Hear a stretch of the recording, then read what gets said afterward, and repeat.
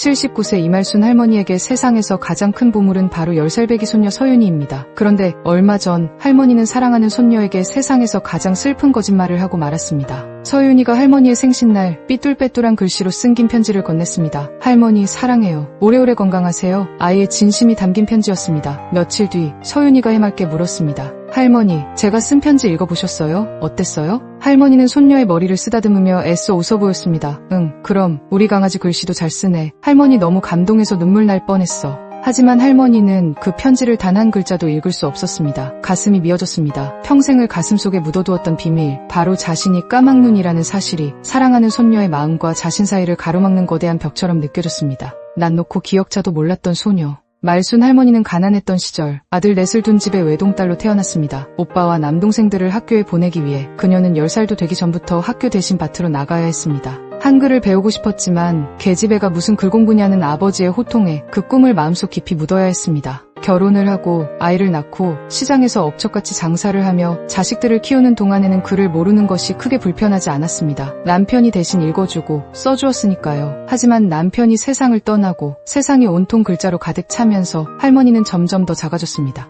은행에 가서도 주민센터에 가서도 서류 한 장 제대로 쓰지 못해 주눅이 들었고 버스 노선표를 읽지 못해 길을 헤맨 적도 한두 번이 아니었습니다. 그 모든 순간을 그녀는 그저 내가 뭘 알겠어 하며 웃어넘겼지만 마음속에는 지워지지 않는 부끄러움과 서름이 쌓여갔습니다. 늦지 않았습니다. 지금 시작하세요. 손녀의 편지 사건 이후 할머니는 며칠을 알아누웠습니다. 손녀의 진심을 온전히 느낄 수 없다는 슬픔, 평생을 까막눈으로 살아온 자신의 처지에 대한 한스러움이 그녀를 짓눌렀습니다. 그러던 어느 날 무거운 발걸음으로 동네를 산책하던 할머니의 눈에 주민센터 게시판에 붙은 낡은 포스터 하나가 들어왔습니다. 어르신 한글 교실, 늦지 않았습니다. 지금 시작하세요. 그 순간 할머니의 멈춰있던 심장이 다시 뛰기 시작했습니다. 지금이라도 내가 할 수 있을까? 두려움과 설렘이 교차했습니다. 수십 번을 망설인 끝에 그녀는 떨리는 손으로 전화기를 들었습니다. 그녀 인생의 가장 위대한 도전이 시작되는 순간이었습니다. 세상에서 가장 아름다운 글자. 한글 교실에서의 시간은 고난의 연속이었습니다. 굳어버린 손으로 연필을 쥐는 것조차 쉽지 않았고 겨우 돌아서면 잊어버리는 글자들이 야속하기만 했습니다. 함께 공부하는 다른 할머니들은 진작에 자기 이름을 쓰는데 자신만 뒤처지는 것 같아 몇 번이고 포기하고 싶었습니다.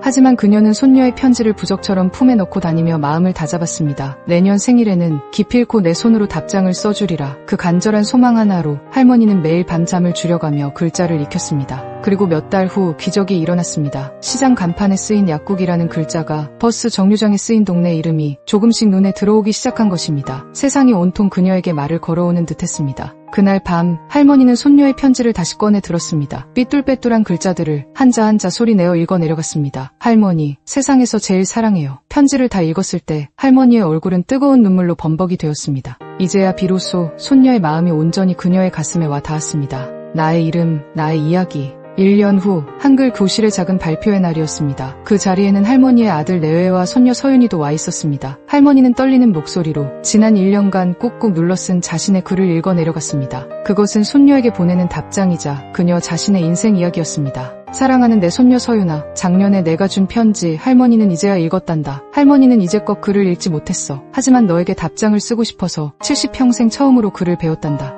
발표가 끝나자 장내는 눈물과 박수 소리로 가득 찼습니다. 손녀 서윤이가 달려와 할머니의 품에 안겼고 아들의 눈에도 뜨거운 눈물이 흘렀습니다. 아들은 그제야 평생 까막눈으로 살아야 했던 어머니의 아픔과 위대한 도전을 깨닫고 존경의 마음을 표했습니다. 배움에는 나이가 없습니다. 오늘 내 이름 석자를 쓸 수 없다고 세상과 단절되었다고 좌절하고 계신 분이 있다면 용기를 내어 가까운 한글 교실의 문을 두드려 보세요. 글자를 배우는 것은 단순히 지식을 얻는 것이 아니라 잃어버렸던 나의 목소리를 되찾고 세상과 소통하며 내 인생의 주인공으로 다시 서는 가장 위대한 첫걸음입니다.